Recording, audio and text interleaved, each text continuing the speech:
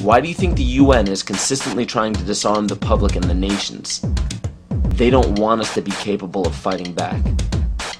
The proof of this is in the film released by the UN called Armed to the Teeth, where it demonizes gun ownership.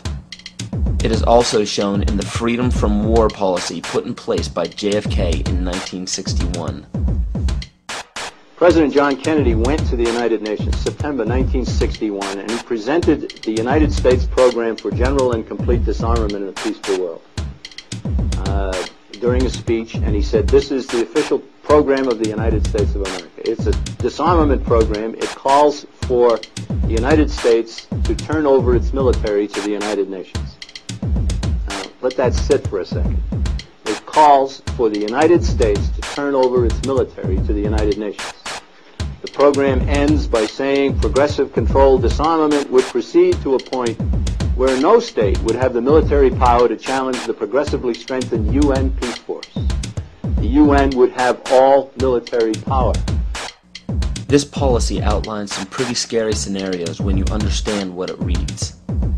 It calls for the disbanding of all national armed forces and the prohibition of their reestablishment in any form whatsoever other than those required to preserve internal order and for contributions to a United Nations peace force. This clearly shows that the UN is calling for all military power to be under their control. Inspection and verification must establish both that nations carry out scheduled limitation or reductions and that they do not retain armed forces and armaments in excess of those permitted at any stage of the disarmament process. Strategic delivery vehicles will be reduced. Arms and armed forces will be reduced. And all the while, UN peacekeeping powers would be strengthened. A UN Peace Observation Group would be available to investigate any situation which might constitute a threat to or a breach of the peace.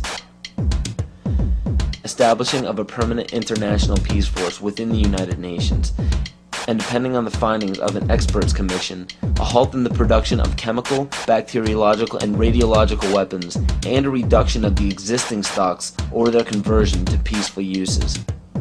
Peaceful uses of biological, chemical, and radiological weapons? Do you see how they are perverting the word peace and making this policy sound unilaterally good? There is no other way to read this publication. It clearly states that all nations will hand over their military forces to a global United Nations military. And along with the film Armed to the Teeth, we have a supposed hero among us called Michael Moore, who released Bowling for Columbine as an attempt to show how tragic accidental gun-related deaths are. How many people are killed by guns each year? In Germany, 381. In France, 255. In Canada, 165. In the United Kingdom, 68. In Australia, 65. In Japan, 39. In the United States, 11,127. The United States has a population of approximately 285 million and Australia 19 million. If we were to apply Australia's homicide rate to the US population, that work out to 5,715 murders. Interestingly enough, Canada, the country Moore portrays as a peaceful land, actually has a higher crime rate than the US based on 2003 statistics. Interpol stats also say the same. Burn the trees in our path, fill the holes with our past, build our lives around hopes, even when they don't last. We've got nothing to do, find the half that we lost. Please take my loneliness and tell me why the rain tastes better only. Just as he did after the Columbine shooting, Charlton Heston showed up in Flint to have a big pro-gun rally. Freedom has never seen greater peril, nor needed you more urgently to come to her defense than now. Before he came to Flint, Heston was interviewed by the Georgetown Hoya about Kayla's death, and even his own NRA website talked about it. We wanted to let the NRA know that we haven't forgotten about Kayla Rowland. How could they come here? To me, it's like they're rubbing their nose in it. I was shocked and appalled that they would come here. The idea is to make you believe Heston went to Flint to give a gun rally right after a little girl's murder. This is quite a number of degrees from truth. Kayla Rowland was murdered on February 29th, 2000. Heston's speech was given on October 17th, 2000. And the event at which Heston gave his speech was not a pro-gun rally, as Moore says. It was a get out the vote campaign rally. It had nothing to do with Kayla's murder. The Georgetown Hoya paper with a reference to Kayla was actually a question to Heston. Heston didn't even respond to that part of the question. Even his own NRA website talked about it. And this is even further from the truth. This website is pro-NRA, but it's not Heston's. It does not say Heston gave a speech 48 hours after Kayla Rowland died, because he never did. But the text flashes by so quickly your mind says, Heston did something 48 hours after the murder. If you freeze frame it, you can clearly see Bill Clinton's name. The original text says, 48 hours after Kayla Rowland is pronounced dead, Bill Clinton is on the Today Show telling a sympathetic Katie Couric, maybe this tragic death will help. I would much rather go for the 1 in a million chance of being killed or injured by an accidental gunshot wound than leave myself completely helpless against any government that wishes to control me. The Second Amendment wasn't put in place by our forefathers to protect us from burglars or trespassers. It was specifically meant to protect us from our government, because Great Britain did not have those rights to bear arms. Michael Moore is what we call a false idol leading a false rebellion.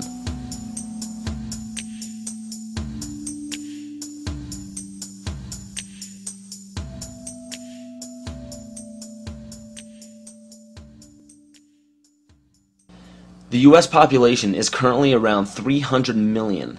The national debt is currently around 10 trillion. So the current debt, when divvied among the American people, comes out to approximately $33,000 and has been growing at a national rate of $1.46 billion a day since 2006. Now with electronic banking, wire transfers, and credit cards, people have less physical custody of their money. As of right now, the amount of money in circulation is not able to cover the national debt. This was carefully planned since the inception of the Federal Reserve Bank. And the next planned step by the elite is already in play. George Bush signed a bill implementing the North American Union. President Bush signed a formal agreement that will end the United States as we know it. And he took the step without approval from either the U.S. Congress or the people of the United States. I think one thing people who are dollar-based need to focus on is the Amero. That's the one thing that nobody's talking about that I think is going to have a big impact on everybody's life in Canada, the U.S., and Mexico. The Amero is the proposed new currency for the North American community, which is being developed right now between Canada, the U.S., and Mexico to make a borderless community, much like the EU, and the dollar, Canadian dollar, U.S. dollar, and the Mexican peso replaced by the Amero. You see, the domination of government by business is called fascism. And I'm kind of wondering how many people know what NAFTA is, the North American Free Trade Agreement. Because under Chapter 11 of the NAFTA agreement, NAFTA tribunals trump all U.S. law if it conflicts with either A, World Bank's International Center for the Settlement of Investment Disputes, or B, UN Commission for International Trade Law. Now, that sounds scary enough, but when you understand what that reads, it also gives the power to violate the First and Second Amendment, which is saying, bye-bye to the Constitution. This will weaken national sovereignty and bankrupt the dollar we use now. After this happens, the Fed will call in all debts. When the debts cannot be repaid by the people, assets will be seized.